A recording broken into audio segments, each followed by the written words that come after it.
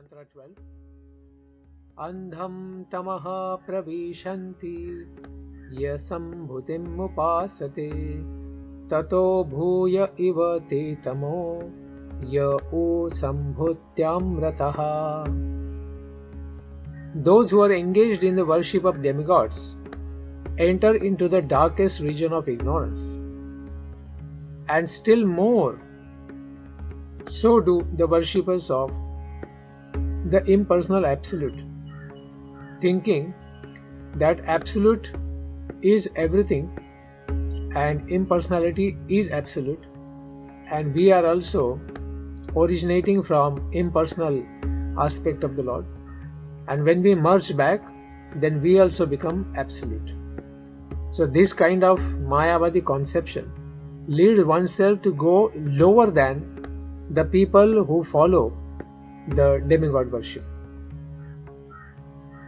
The Sanskrit word asambhuti refers to those who have no independent existence, because we all are dependent of the Supreme Lord. So we are independently dependent and dependently independent. So we have to know this. But Sambhuti means the absolute personality of Godhead, who is absolutely independent, Swaratam, of everything. He is Atmaram and Atmakam. He doesn't depend on anybody for any enjoyment or bliss. He takes pleasure in himself only. That is the Supreme Lord. And he is Krishnastu Bhagavan Swayam. He is Shri Krishna. So, who can know him? It's very difficult to know him. That's why in Gita it is said, Name viduhu suragana prabhavam na maharshaya aham adirhi devanam maharshinam cha sarvashaha. Neither the demigods, sages know all his opulences in full, for in every respect he is the source of all these personalities, so there is no question of these things to understand him. Like the child cannot know the father completely. Similarly, the demigods and sages cannot know the Supreme Lord completely. He is the origin of everyone, demigods, sages, devotees and mystics. And he only gives them wonderful powers, but they are still limited, because Lord is only unlimited. But jivas are always limited. Lord is Vibhu and we are Amshas.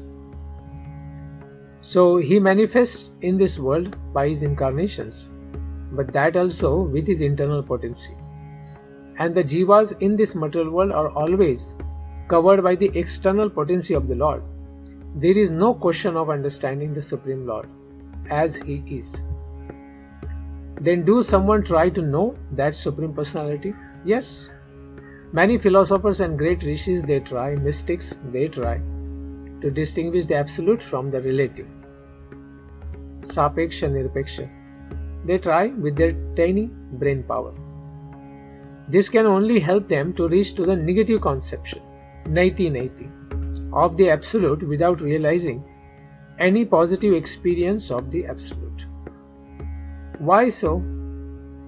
Because the definition of absolute by negation is not absolute or complete.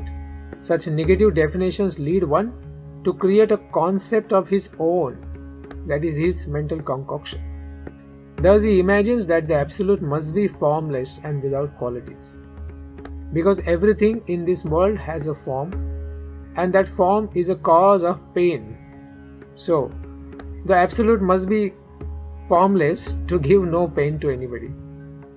And such negative qualities are simply the reversal of relative. They are just the opposite of relative. That doesn't make it spiritual. Material qualities and are therefore also actually the relative conception of the absolute. So by conceiving the absolute in this particular way, where maximum these personalities can reach, these personalities at most can reach to the impersonal effulgence of the Supreme Lord, known as Brahman.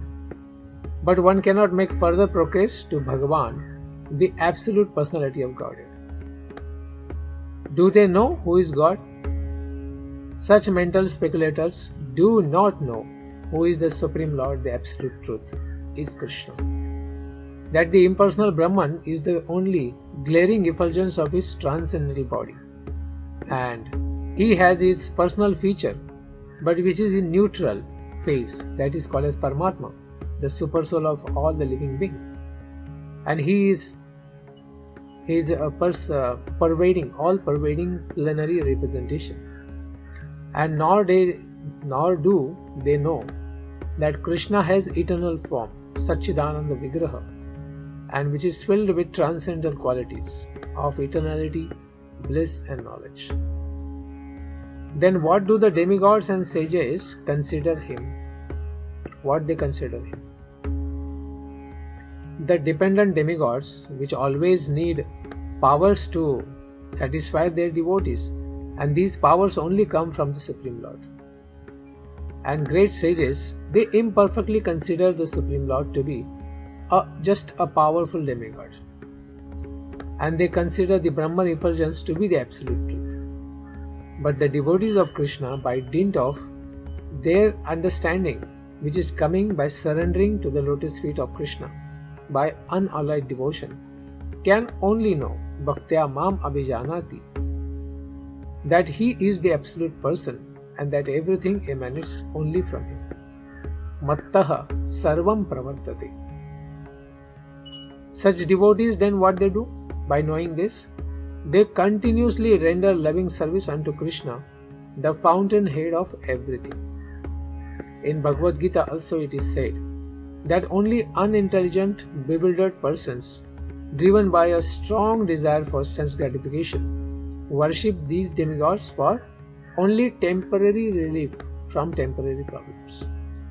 Since the living being is materially entangled, he has to be relieved from material bondage entirely to attain the permanent relief on the spiritual plane. Somebody wants to be happy on mundane plane, difficult because he has a material body here, and he will get all kinds of pain because he has this material body. So one has to transcend this physical existence and go to the spiritual plane, where there is Sat Chit Ananda existence. But still, the question comes, why not to go for demigods to solve at least material problems, because they are also empowered by the Supreme Lord? They have material authorities. So why not go for them to solve these material problems? Why to disturb the Supreme Lord for such small problems? Sri Ishopanishad therefore instructs that we should not seek temporary relief of our difficulties by worshipping these dependent demigods, who can only bestow temporary benefits, and they themselves has a material end to their material body. Rather, we should go for the absolute personality of Godhead Krishna, who is all attractive and who can bestow upon us complete freedom from material bondage by taking us back home, back to Godhead. That's why Prabhupada used to give example.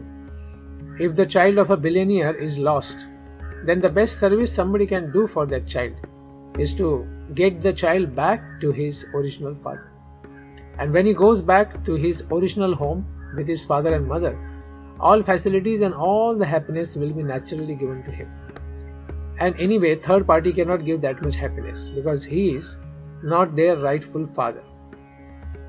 So we need to go back to Godhead to become completely happy. Okay, but still, how much the demigods can elevate their devotees in this world? Bhagavad Gita 7.23 says that these worshippers of demigods can take their devotees only to their planets. They cannot take it beyond even their planet.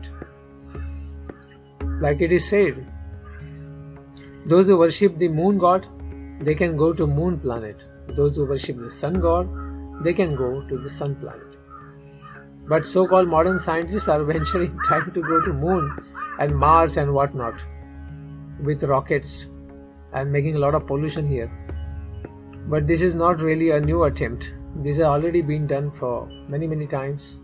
Even Trishanku tried to went to Swarga by the power of Vishwamitra. But then he could not go there, so he became a satellite. And a new constellation, Trishanku constellation, was designed for Trishanku. is another kind of Swarga designed by Vishwamitraji by the dint of his mystic powers, and that is sustained by the mercy of the Lord. Lord accepted that yes, it should exist. So with their advanced consciousness, human beings are naturally inclined to travel to outer space and reach to other planets and talk to them and open some new social media accounts with them, either by spaceships, mystic powers, or demigod worship. But these kind of mundane desires to go to other planets is always there, even in Vedic times and now also. But in Vedic times, the Vedic scriptures, they indicate that one can reach to other planets by any of the three ways. But the most common is by worshipping the demigod presiding over that particular planet. Because once he is ready to accept you as a guest, you can go there. Otherwise, it will be like Trishanku, who will be beaten up not to enter into Swarga without the permission of Indra, the presiding demigod there. And in this way, one can reach to moon planet, sun planet, or even Brahma's planet, Brahmaloka or Satyaloka, the topmost planet in this material universe. However, all the material planets in this universe are temporary residences, as Bhagavad Gita also says. Abrahma bhuvana loka punaravartino Arjuna. But then what is the advantage of worshipping Krishna then? Just like demigods? No, he is beyond that. That's why it is said, Mam upetya tu kaunteya punarjanma na vidyate. Because in this world, even you go to Satyaloka, you have to come down again. But, so this is the advantage of worshipping the Supreme Lord, that once you worship Him and please Him, then He can take you beyond birth, old age, disease and death. One can attain His own abode, where then there is no birth, rebirth in this material world. The avartan of material births will be over. So what is the special disadvantage of worshipping demigod as per Ishopanishad? Shri Ishopanishad points us that one who worships the demigods and attains to their material planets still remain in the darkest region of the universe. The whole universe is covered by the gigantic material elements. It's a big blanket in this world, and beneath the blanket is all darkness. And this is the blanket of these material elements. We can see the demons like Bali, Maharaj and others. They worship the demigods in a different way. And then they have to stay in the Bila Swarga. They have to stay in the lower planetary systems where there is all darkness. So this is not a pleasurable thing. And many other demons and sinful people has to go for lesser planets. So any example for this disadvantage and how this blanket is covering the universe? Yeah. Example is of a coconut fruit which is covered by a shell and half filled water. Since its covering is airtight, the darkness is very dense inside, and therefore the sun and the moon are required for illumination. Outside the universe is a vast and unlimited Brahmajyoti expansion of the Supreme Lord, which is filling everywhere. And it's coming from Vaikuntha Lokas. The biggest and the higher planets in Brahmajyoti is the Krishna Loka, Goloka Vrindavan, where the Supreme Lord Shri Krishna personally resides. Acha, he stays there, that's very wonderful. Sometimes the Lord must be going out of this Krishna Loka. Vrindavanam parityajya pada ekam na gacchati. The Lord never leaves Krishna Loka. Although He dwells there with His eternal associates, He is omnipresent throughout the complete material and spiritual cosmic manifestation. In this material world, He is by the expansion called as Super Soul. He knows in and out of everything here. And this fact has already been explained in Mantra 4. The Lord is present everywhere just like the sun. Yet He is situated in one place, just as the sun is situated in its own undeviating orbit.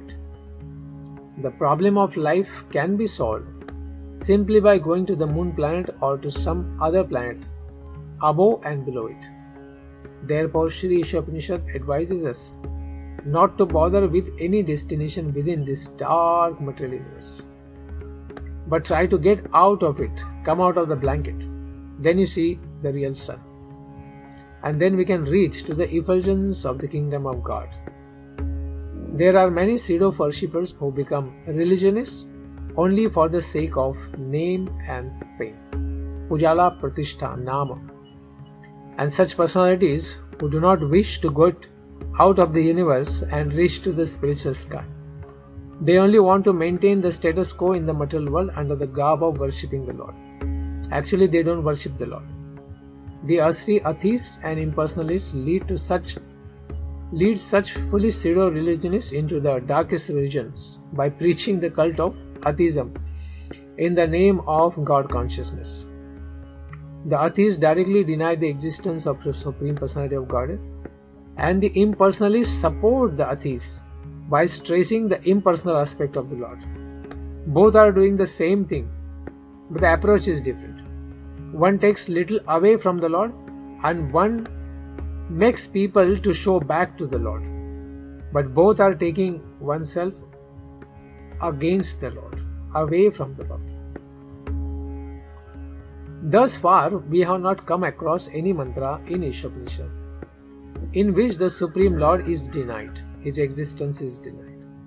It is rather said that He can run faster than anyone. Tade jati tannai jati taddure tadvantike tadantarasya sarvasya tadu sarvasyasya bahyatah. Those who are running after other planets are certainly persons. And if the Lord can run faster than all of them, how He can be impossible? To run means you have to have a body, you have to have an existence. So Lord is so amazing that He need not run anywhere because He is everywhere. But still He can show in His Leela that He runs, especially when Mother Yashoda runs behind Him. This impersonal conception of the Supreme Lord is just another form of ignorance. It's just ignorance arising from the impersonal concept of the Absolute Truth. So what is the destination of these pseudo-religionists? Where they land up?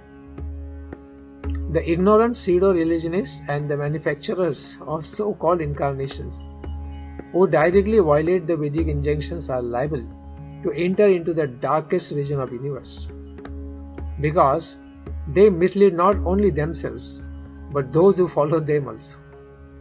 These impersonalists generally pose themselves as incarnations of God to foolish people who have no knowledge of Vedic wisdom. If such foolish men have any knowledge at all, it is more dangerous in their hands than ignorance itself. It is like a snake cobra having a great jewel on his head. He will be more hissing sounds. He will be making more hissing sounds and will be more attacking, as if everybody going by nearby him is going only to take his jewel out. So he will be more venomous, more attacking, more aggressive. So what is the special characteristics of such impersonalists? Such impersonalists do not even worship the demigods according to the scriptural recommendations. In the scriptures, there are recommendations for worshipping demigods under certain circumstances. But at the same time, these scriptures state that there is normally no need for this.